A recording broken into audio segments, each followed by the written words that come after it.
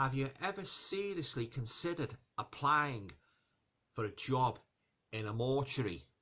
Have you? Well, if you have, you would be dead stupid. Dead stupid. Especially if it happened to be a job at the mortuary I'm about to talk about in this movie. Dead stupid.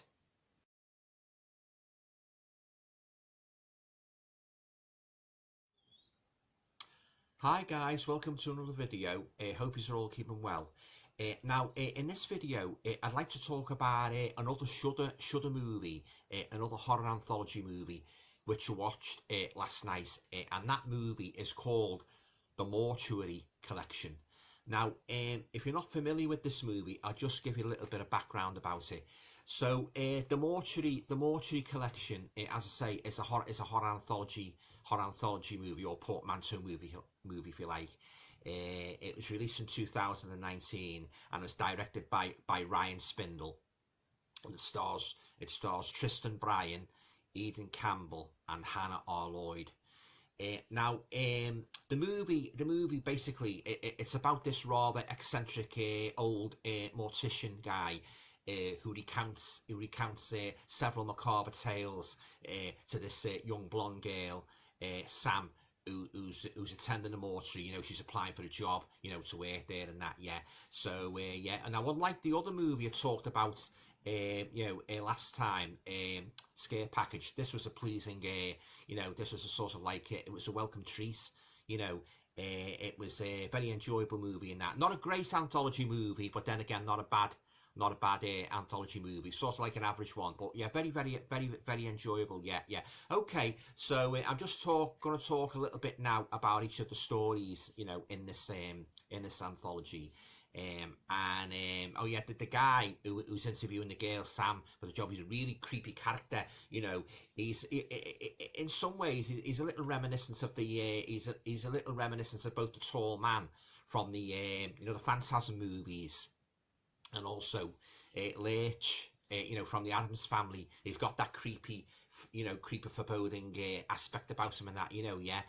I could have imagined Vincent Price or Boris Karloff fitting in well in this role and that. Yeah. Okay, so as I say, I'm just going to get on to the four stories. Yeah. So the first story is very short one. It's the opener, and it's about this young girl. She's attending this party, and she goes into the restroom, you know, to tart herself up and that. I won't go on too much about them. I'll just give you an outline. And yeah, and while she's in the restroom, you know, she hears this noise from this locker, and when she opens her up, there's this huge tentacled Lovecraftian monster thing inside the locker, you know, just sort of like sprouts out. Yeah, but I'll leave it there. I don't really want to give away too much of that. Yeah, so yeah, so that's very reminiscent of H.P. Lovecraft and that, you know, the tentacle monster, you know, in the locker and that. Yeah, so that's the opener. Yeah. So now the second story, it's about this college boy called Jake, whose rampant lust for the girls leads to horrific consequences. Yeah. So, but again, I won't give away too much of the story of that one. Yeah. So moving on to the third story, now that's basically about this middle-aged guy, bearded, bespectacled guy.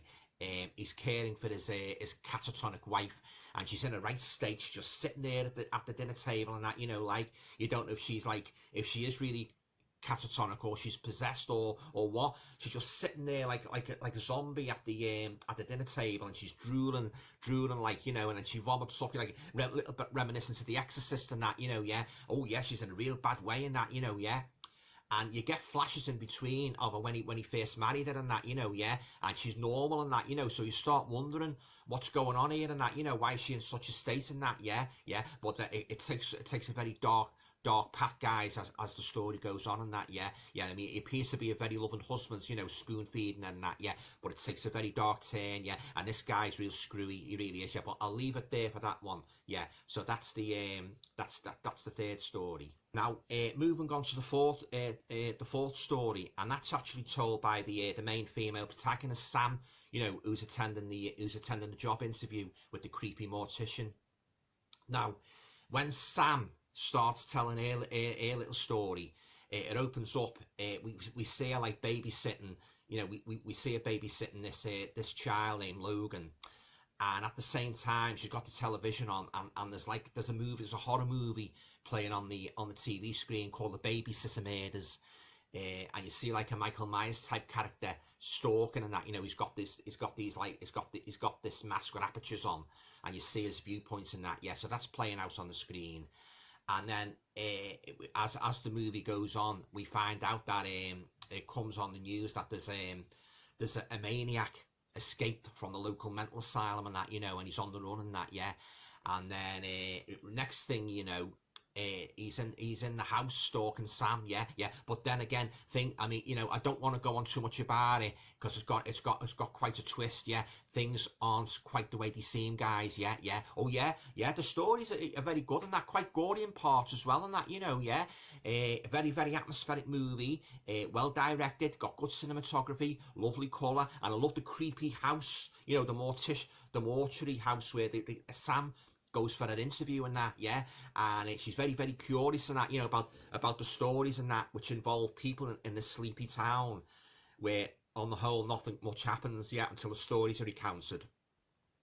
You know, she's very curious to learn about these what happened to these people who died in the town and that, you know. Yeah, and and he takes her on a tour, takes her downstairs and that, you know, and takes her all around the library and that. Yeah, you don't know what he's going to do, you don't know what's going to happen to her, you don't know what's going to happen to him. I enjoyed it. Yeah, I mean, I wasn't crazy about it like I'm crazy about the Amicus movies like Tales from the Crypt, Vault of Horror, but it was an enjoyable little anthology movie and that, you know. Yeah, total contrast to the total contrast to a Scare Package, which I must admit I did berate quite vehemently in my last video. Yeah, so I went into this movie, you know, not really expecting much. You know, the Mortuary Collection.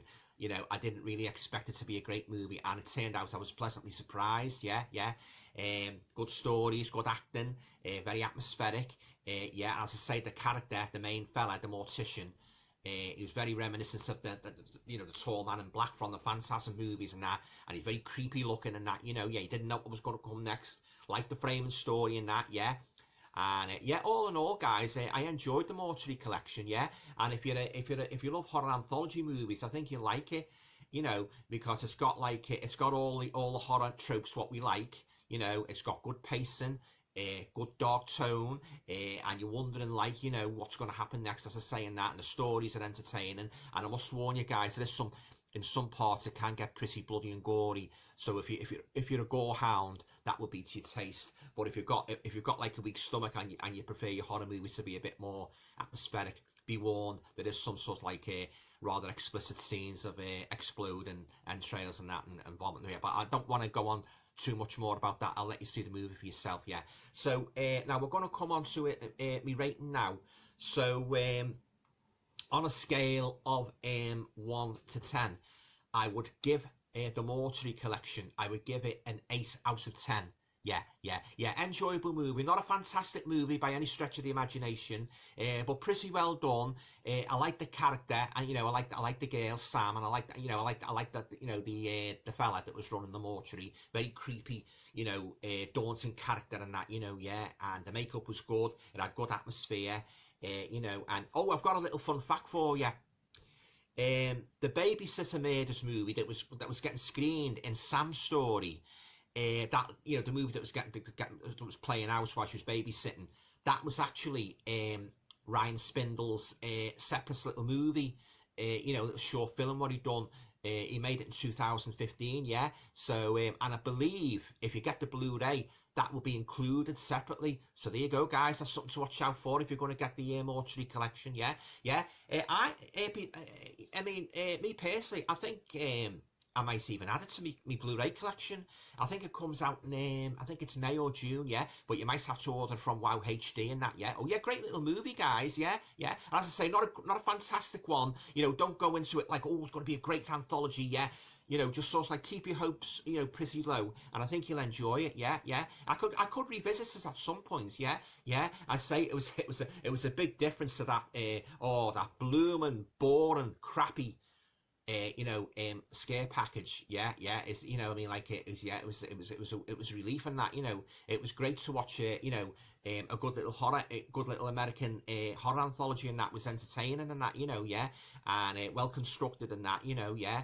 And as I say, all the characters were good and that, yeah, yeah. So yeah, I'd highly recommend it. If you know, if you've joined Shudder, highly recommend that you check out the Mortuary Collection. Yeah, yeah, very enjoyable movie and that, you know, yeah.